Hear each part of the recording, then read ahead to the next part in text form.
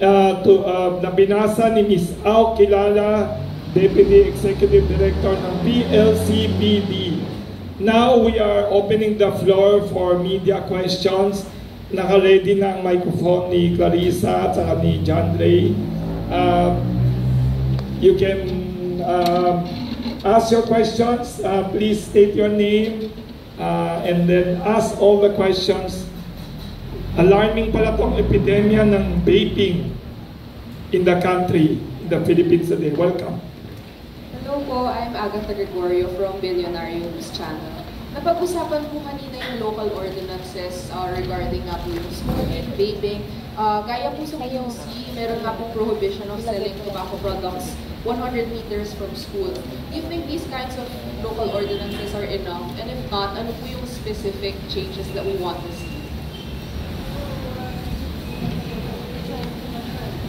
Yes, actually, we applaud and we really admire yung mga local government units that have their own tobacco and vape control ordinances.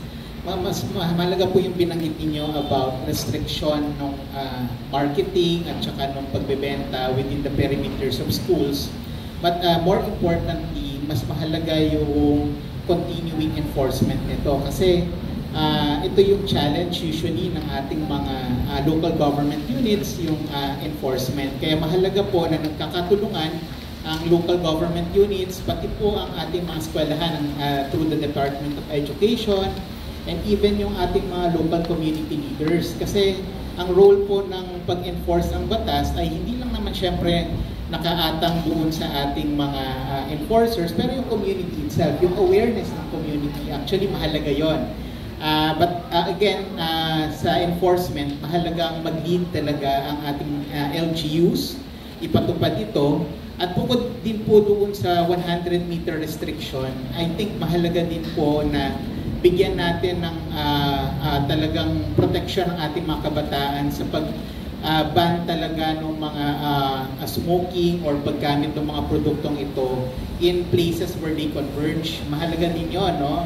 Bukod sa pag-restrict sa kanilang access sa produkto, mahalaga yung pagbawalan din yung paggamit nito sa publiko or sa public places. No? Kasi kapag nakikita ng kabataan na ito ay ginagamit, for example, ng kanilang mga magulang or ng kanilang mga nakatatanda, siyempre ang isip ng bata ay tama siguro ito. Kasi ginagamit nila at mukha namang masaya yung mga gumagamit. Kaya nagkakaroon ng misconception sa mata ng bata. Kaya mahalagang palawakin pa natin yung mga ban or restriction on the use of tobacco or cigarettes and vape sa mga public places. So another po yun, another intervention na mahalagang maisakatuparan sa local government.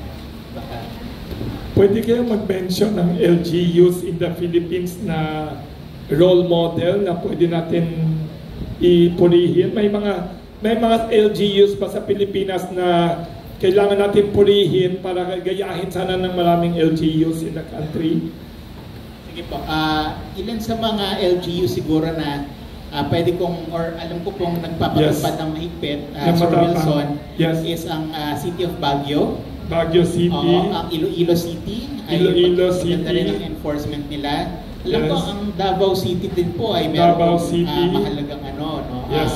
And of course, yung Balanga City, Bataan. Balanga City din, ha? Oo. So, ilan lang po ito. Of course, dito sa NCR, I think Muntinlupa is also a good example. Yes. Ay, alam mo, gusto pumunta dapat ni Mayor Biason dito. Supporter ninyo. May event lang siya, hindi siya makapunta dito.